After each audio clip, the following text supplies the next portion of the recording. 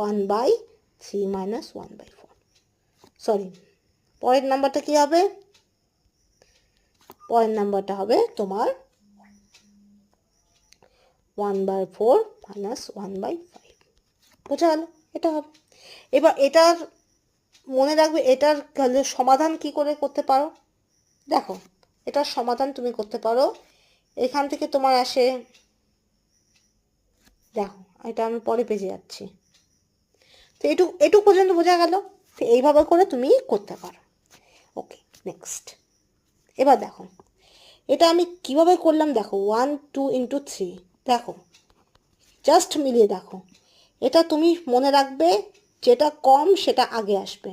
তাই এটা 2 কম 2 আগে আসলো, মাইনাস 3 বেশি 3 পরে আসলো। ঠিক আছে, এটা হলো স্ট্র্যাটেজি। যখন দেখবে 1 বাই সামথিং দিয়ে গুণ আছে, 2 ইন্টু 3 4 ইন্টু 6,